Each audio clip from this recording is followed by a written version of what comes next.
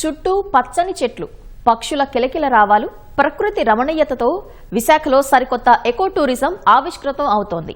పర్యాటకులు అరకు వెళ్లే శ్రమ లేకుండా నగరానికి సమీపంలోని కంబాలకొండ చూపరులకు కనువిందు చేస్తోంది.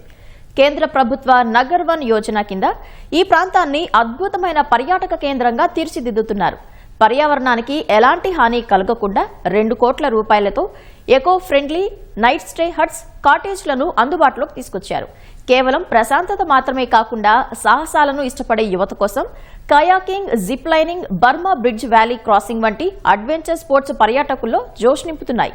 సందర్శకులను మంత్రముగ్ధులను చేస్తున్న విశాఖ ఎకో టూరిజంపై మా ప్రతినిధి Krishna Naidu ground report. Krishna Naidu, over to you.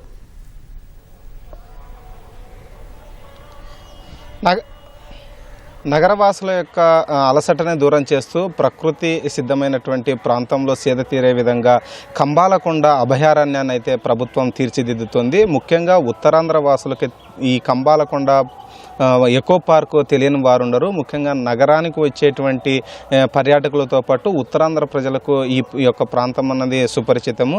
ఈ కంబాలకొండ అభయారణ్యాన్ని కేంద్ర ప్రభుత్వం ప్రతిష్టాత్మకంగా తీసుకుని 2 కోట్ల రూపాయలతో అభివృద్ధి పనులకి సాగిస్తుంది. ముఖ్యంగా ఇక్కడికి వచ్చేటువంటి పర్యాటకులు కేవలం ఉదయం వచ్చే సాయంకాలం మాత్రమే ఈ ప్రాంతాలని చూసుకొని వెళ్లకుండా ఇక్కడే 1-2 రోజులు స్టే చేసే విధంగా ప్రత్యేకంగా ఆ హట్స్ని అయితే ఇక్కడ ఏర్పాటు చేసింది. హట్స్తో పాటు నైట్ స్టేలను కూడా ఏర్పాటు చేసింది. పర్యావరణానికి ఎలాంటి విఘాతం కలగకుండా ఈ యొక్క ప్రాంతంలో అయితే అభివృద్ధి పనులు అయితే చకచకా నడుస్తున్నాయి. ఇప్పటికే ఈ హట్స్ని అందుబాటులోకి తెస్తామని అటవీ శాఖ అయితే ఇప్పటికే ప్రకటించింది.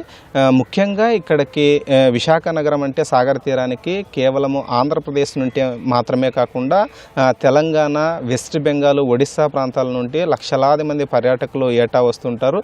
ఈ ప్రాంతాలని పర్యాటకంగా మరింత అభివృద్ధి చేయాలని కూటమి ప్రభుత్వం ఆలోచన చేసింది. అందులో భాగంగానే కేంద్ర ప్రభుత్వంతో ఎప్పటికప్పుడు సంప్రదింపులు చేసి కేంద్ర ప్రభుత్వం నుండి వచ్చేటువంటి నిధులను రాబట్టి పర్యాటకానికి పెద్దపీట వేస్తూ పారిశ్రామిక హోదా కల్పిస్తూ ఇక్కడ అభివృద్ధి పనులు అయితే చేస్తుంది.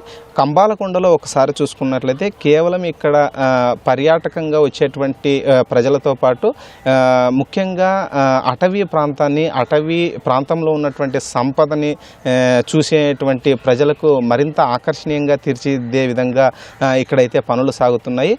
అడ్వెంచర్ స్పోర్ట్స్కి ప్రత్యేకమైనటువంటి ప్రాధాన్యత కల్పిస్తూ కయాకింగ్తో పాటు బోటింగ్ కూడా ఇక్కడ ఏర్పాటు చేశారు. దీంతో పాటు బ్రిడ్జులు, పిల్లలు ఆడుకునేందుకు ప్రత్యేక ఆకర్షణీయ ప్రదేశాలను కూడా తీర్చిదిద్దారు.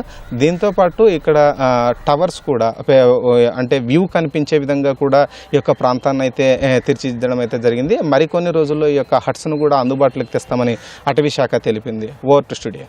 రైట్, ధన్యవాదాలు కృష్ణనాయుడు.